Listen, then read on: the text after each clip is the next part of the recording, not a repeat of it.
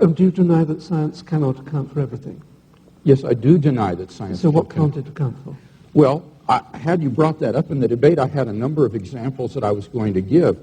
I think there are a good number of things that cannot be scientifically proven, but that we're all rational to accept. Let me list 5. Logical and mathematical truths cannot be proven by science. Science presupposes logic and math, so that to try to prove them by science would be arguing in a circle. Metaphysical truths, like there are other minds other than my own, or that the external world is real, or that the past was not created 5 minutes ago with an appearance of age, are rational beliefs that cannot be scientifically proven. Ethical beliefs about statements of value are not accessible by the scientific method. You can't show by science whether the Nazi scientists in the camps did anything evil as opposed to the scientists in Western democracies. Aesthetic judgments, number 4, cannot be accessed by the scientific method because the beautiful, like the good, cannot be scientifically proven. And finally, most remarkably, would be science itself. Science cannot be justified by the scientific method. Science is permeated with unprovable assumptions. For example, in the special theory of relativity, the whole theory hinges on the assumption that the speed of light is constant in a one-way direction between any 2 points A and B. But that strictly cannot be proven. We simply have to assume that in order to hold to the theory. But you're missing the whole... So put that in your pipe and smoke it. Yeah, all right. Okay. Yeah. So none of these beliefs can be scientifically proven, and yet they are accepted by all of us, and we're rational in doing so. That's the wrong number!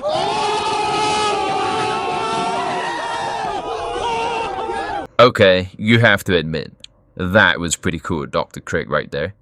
It's not every day you see someone get destroyed utterly in a debate like that, but you have to admit, Peter Atkins got pretty messed up right there by Dr. Craig. And I think that that's obviously due to Peter Atkins having a very false position to begin with, and that's really why Dr. Craig could just go in and corner him like that. So I think there are some interesting points raised in this video that are worth learning from. Scientism is an epistemological thesis that all knowledge is scientific knowledge. Of course, one could technically weaken this thesis, however it trivializes it to the point of non-being, especially with relation to its usage by atheists in their a priori dismissal of theism. It is in a way best seen in the fall of logical positivism in the 20th century, where once big thesis that threatened the whole of all of metaphysics is now considered universally dead and held by virtually no one, for its primary motivation was the verificationism implicit in it, that is, something is only meaningful if and only if it is verifiable scientifically.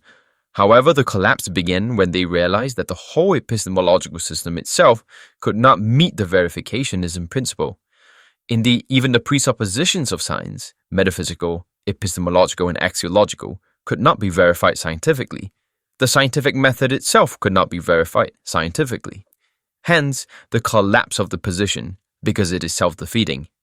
Given how scientism is a similar thesis, it faces the exact same issues. It is either self-defeating or it is trivially true. If scientism is true, then science would be false, given the presuppositions of science, like the scientific method, wouldn't be able to meet the criterions of scientism. Hence, science and all of its entities would be rationally unjustified, and along with everything else that follows from it. It is essentially a self-defeating thesis. If the proponents were to allow counterexamples like history and philosophy, etc., to count as truly giving us knowledge, then the whole thesis of scientism is rendered trivially true, making it useless since its epistemological constraints fail to limit theological discourse.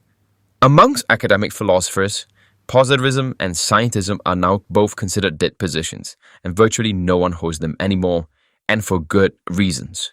So, a really good resource for looking into this deeper is by a philosopher named Edward Fraser. In writing for the Public Discourse, he writes a post titled Blinded by Scientism, where he really shows why those two dilemmas really hold true for scientism. And for even lengthier exposition onto this topic, I would recommend something like The Last Superstition, again by Edward Fraser, because he really is an expert on this topic and really has written a lot on it, and it's really good stuff. So, with that out of the way, the next time someone says to you, And do you deny that science cannot account for everything? Yes, I do deny that science. So what can't it account for? here's how you should answer him. Get alive! Get alive! Anyways, we hope you enjoyed today's video. Be sure to like and subscribe to the channel as it helps us out a lot. And we'll see you in the next one. Stay well and God bless you.